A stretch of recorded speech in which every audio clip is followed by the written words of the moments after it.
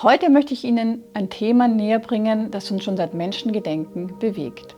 Die Suche nach dem Sinn des Lebens.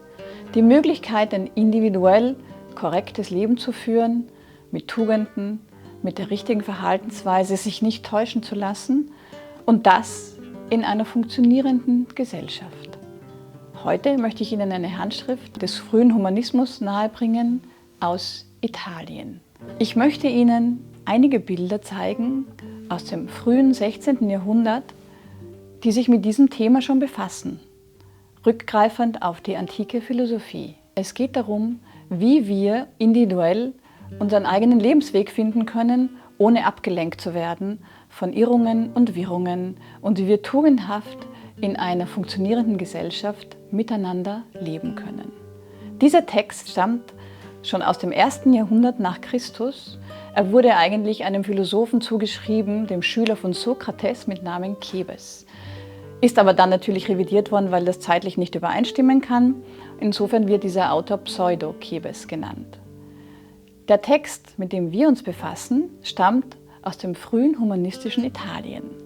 Dort hat Alberici sich dieses Textes angenommen und ihn in Hexameter übersetzt.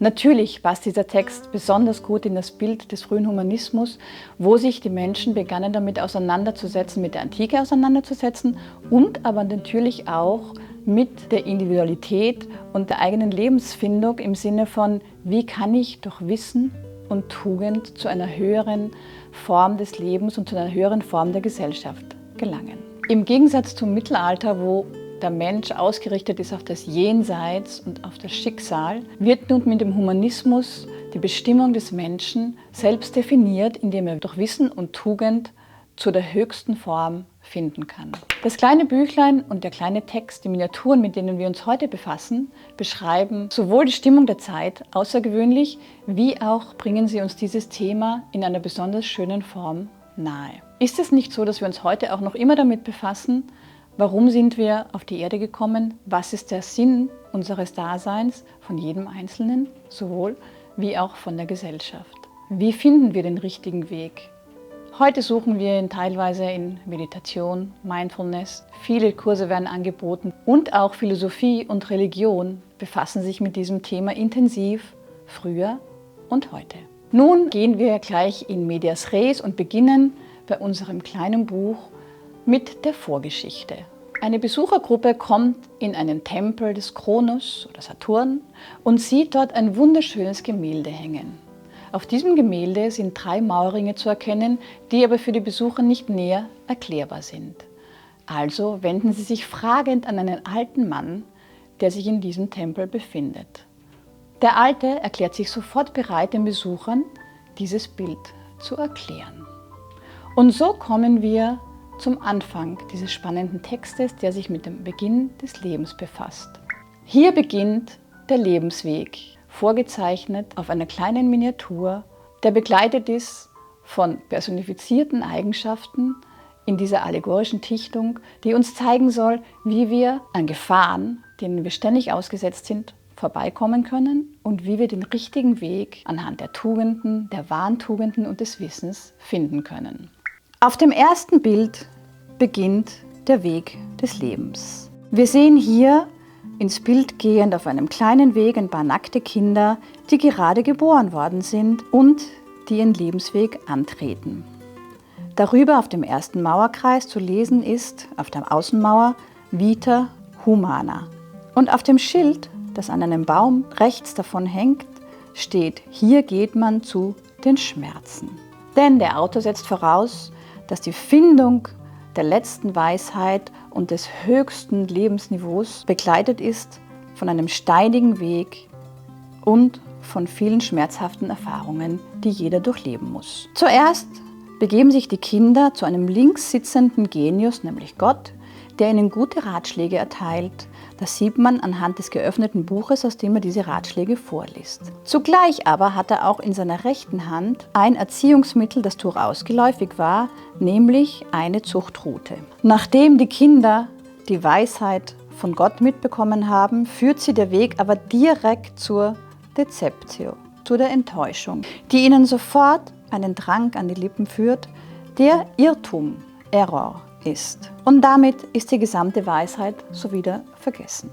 Aber nicht alle trinken gleich viel von diesem Trunk. Das heißt, manche haben doch noch die Chance, dass sie ein bisschen von diesen Weisheiten mitnehmen können auf ihren Lebensweg. Und nun betreten sie den ersten Mauerring, natürlich schon bekleidet. Dort sind sie der ersten Versuchung, Luxuria, der Wollust ausgesetzt. Rechter Hand bewegt sich eine schöne junge Dame, die sofort die jungen Männer einlädt, zu sich zu kommen.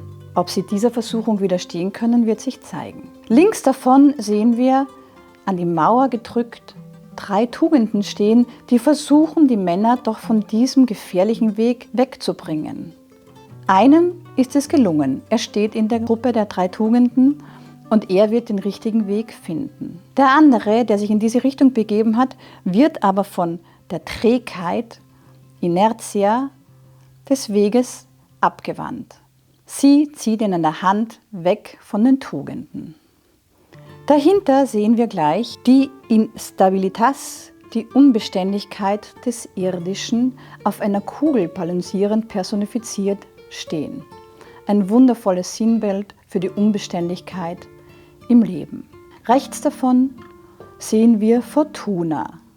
Mit verbundenen Augen sitzt eine hübsche Dame auf einem Granitblock und verteilt das Glück oder Unglück an die Umstehenden. Viele junge Männer umgeben sie. Rechts von ihr eine Männergruppe, die Fortunati. Sie hat das gute Schicksal ereilt. Dahinter jedoch sehen wir schon die Infortunati, die sich traurig, lamentierend, beklagend, auf Knien sitzend über ihr Schicksal beklagen. So viel zum ersten Mauerring, auf den der zweite und der dritte noch folgen werden. Dieser fiktiven Bildbeschreibung der Tabula Cebetis. Eine spannende Reise, die uns vorbeiführt an verschiedensten, ganz ausdrucksstarken und interessanten Figuren, die uns näher bringen, wie das Verständnis der Zeit war, wie das Umdenken der Zeit auch war. Wir beginnen uns mit dem Humanismus und der Renaissance zu befassen, wie von Italien diese geistige Bewegung überschwappte in den Rest Europas. Und dieses Büchlein ist insofern auch so interessant, weil es die Internationalität und die Vernetzung der Zeit schon zeigt. Das ist auch nichts Neues heute. Der italienische Autor ließ seinen Text, den er übersetzt hat aus dem Griechischen, in Frankreich illustrieren, um dieses Büchlein, das war sein Vorhaben, in England an den König zu verschenken. Sie sehen also, wie international vernetzt man damals schon dachte und interessant auch, wie präsent dieses Thema der Sinnsuchung des Lebens und eines gesellschaftlichen Zusammenlebens schon damals war und immer noch ist. Den zweiten Mauerring erkläre ich Ihnen beim nächsten Mal.